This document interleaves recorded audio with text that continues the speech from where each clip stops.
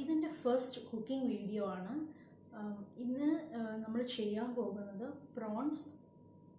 Prawns വെച്ചിട്ട് ചപ്പാത്തിയുടെ കൊത്ത് ചപ്പാത്തിയാണ് ഉണ്ടാക്കാൻ പോകുന്നത്. കൊത്ത് ചപ്പാത്തിയാണ് നമ്മൾ ഉണ്ടാക്കാൻ പോകുന്നത്. ഇപ്പോൾ നമ്മളുടെ പ്രോൺസ് ആകാം, എന്ത് വേണേലാകാം, മീറ്റോ എന്തെങ്കിലും നമ്മൾ കറി വെച്ചതിൻ്റെ ഒരു കുറച്ച് ഭാഗത്തിനെ എടുത്തിട്ട് നമ്മളതിനെ ഗ്രൈൻഡ് ചെയ്ത് വെക്കണം. അപ്പോൾ ഞാൻ പ്രോൺസിനെ ഇട്ട് ചുമ്മാ ഉണ്ടാക്കുകയാണെന്ന് വെച്ചു ചപ്പാത്തി. അപ്പോൾ എന്നാ പറ്റുക, പ്രോൺസ് അവിടെ ഇവിടെ ആയിരിക്കും, എല്ലാവർക്കും അതിൻ്റെ ടേസ്റ്റ് കിട്ടത്തില്ല, എല്ലാവർക്കും ആ കഷ്ണം കിട്ടില്ല. പക്ഷേ അതിനെ നമ്മളൊരു കീമ പോലെ ഗ്രൈൻഡ് ചെയ്തിട്ടാണ് ഇടുന്നതെങ്കിൽ എല്ലായിടത്തും അതിൻ്റെ ആ ഒരു എസൻസ് വരും. അതുകൊണ്ടാണ് അങ്ങനെ ചെയ്തത്. അപ്പോൾ നമ്മൾ ആകെ യൂസ് ചെയ്തിട്ടുള്ളത് 4 ചപ്പാത്തിയാണ്. ഒന്ന് ഓർത്ത് നോക്കിയേ, നമ്മൾ സാധാരണ ചപ്പാത്തിയും കറിയും ഉണ്ടാക്കുമ്പോൾ 4 ചപ്പാത്തി എന്നുള്ളത് ഒരാൾ കഴിക്കുന്ന, ഇപ്പോൾ ആണുങ്ങളാണെങ്കിൽ അവർ കഴിക്കുന്ന ഒരു എണ്ണമാണ് 4 ചപ്പാത്തി. പിന്നെ കറി ഉണ്ടാക്കണം. ഇതാണെങ്കിൽ ചപ്പാത്തിയും 4 ചപ്പാത്തിയും 2 മുട്ടയും വെച്ചിട്ടുള്ള ഒരു സംഭവമാണ് ചെയ്യുന്നത്. അതിൻ്റെ മേക്കിംഗ് വീഡിയോ കാണിക്കാം. നിങ്ങൾക്ക് എല്ലാവർക്കും ഇഷ്ടപ്പെടുമെന്ന് കരുതുന്നു. Okay, thank you. അപ്പോൾ വീഡിയോയിലേക്ക് പോവാം.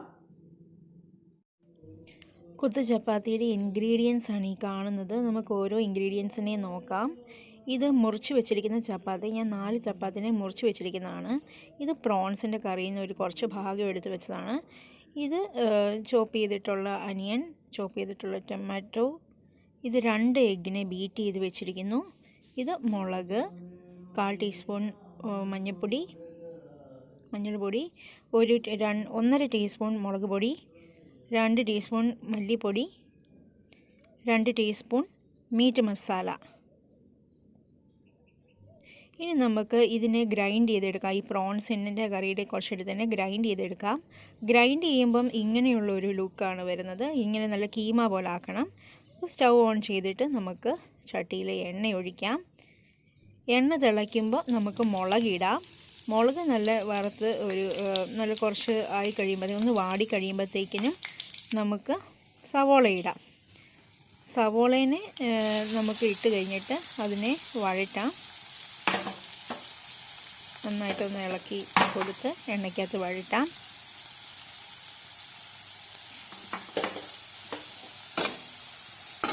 നന്നായിട്ടൊന്ന് ഇളക്കി കൊടുക്കാം.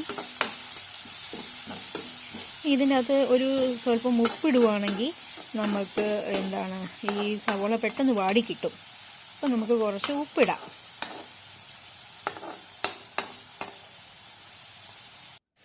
ഉപ്പെടുത്തിരിക്കുവാണ്, ഒരു 1/4 ടീസ്പൂൺ പോലെ ഉപ്പ് അതിനെ ഇടാം.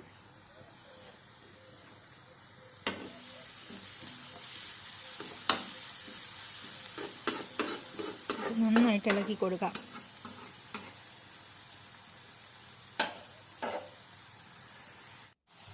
അത്യാവശ്യം വഴറ്റി വന്നിട്ടുണ്ട്. ഇനി നമുക്ക് തക്കാളി ഇടാം. നമ്മൾ തക്കാളി ഇട്ട് കഴിഞ്ഞിട്ട് നന്നായിട്ട് വഴറ്റി കൊടുക്കുക. നന്നായിട്ട് വഴറ്റി കൊടുക്കുക. അത്യാവശ്യം നന്നായിട്ട് വഴറ്റി വന്നിട്ടുണ്ട്. ഇനി നമുക്ക് പയ്യെ നമ്മുടെ മസാലകൾ ഇടാം. ആദ്യമായിട്ട് നമുക്ക് മഞ്ഞൾ പൊടി ഇടാം. അത് കഴിഞ്ഞ് നമുക്ക് മുളക് പൊടി ഇടാം. ഇനി നമുക്ക് മല്ലിപ്പൊടി ഇടാം.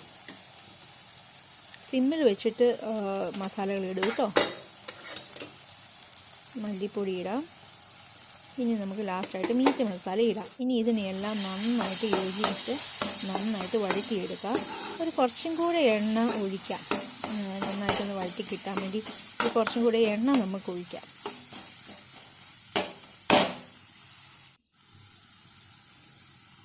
ഞാൻ വെളിച്ചെണ്ണയാട്ടോ യൂസ് ചെയ്തിരിക്കുന്നത്. വെളിച്ചെണ്ണയുടെ അളവൊന്നും ഞാൻ പറയുന്നില്ല, ആവശ്യം പോലെ യൂസ് ചെയ്യുക എന്നേ ഞാൻ പറയത്തുള്ളൂ. നന്നായിട്ട് വഴറ്റിമാവട്ടെ. മസാല ഇങ്ങനെ ഇരുന്ന് മൂത്തില്ലെങ്കിൽ പച്ചച്ചോ വയ്ക്കും മസാല. അതുകൊണ്ട് നന്നായിട്ട് വഴറ്റണം. നമ്മൾ അത്യാവശ്യം വഴറ്റി കഴിഞ്ഞപ്പോഴത്തേക്കും നമ്മൾ ആ കീമ പോലെ ഗ്രൈൻഡ് ചെയ്ത് വെച്ചിരിക്കുന്ന പ്രോൺസിനെ അങ്ങോട്ട് ഇട്ട് നന്നായിട്ട് മിക്സ് ചെയ്ത് യോജിപ്പിക്കുക.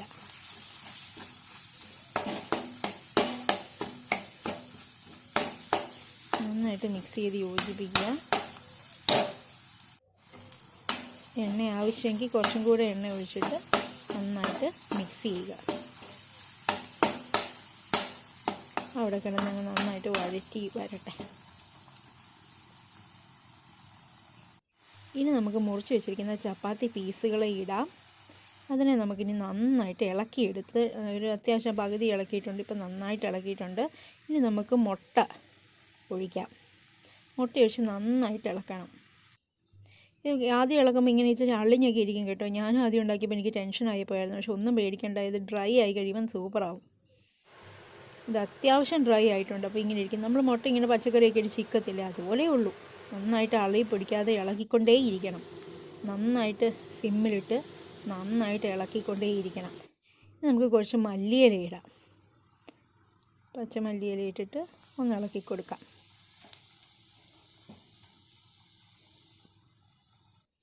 നന്നായിട്ട് മല്ലിയിലേനെ ഇളക്കി എല്ലായിടത്തും എത്തിച്ചിട്ടുണ്ട്. നമ്മളുടെ ഇത് ഏകദേശം റെഡിയായി, നന്നായിട്ട് ഡ്രൈ ആയി. ഇനി നമുക്ക് സെർവ് ചെയ്യാം. സെർവ് ചെയ്ത് നമുക്കിങ്ങനെ ഗാർണിഷ് ചെയ്യാം. മല്ലിയില ഇട്ട് നമുക്ക് ഗാർണിഷ് ചെയ്യാം. എല്ലാവർക്കും ഇഷ്ടപ്പെട്ടെന്ന് കരുതുന്നു.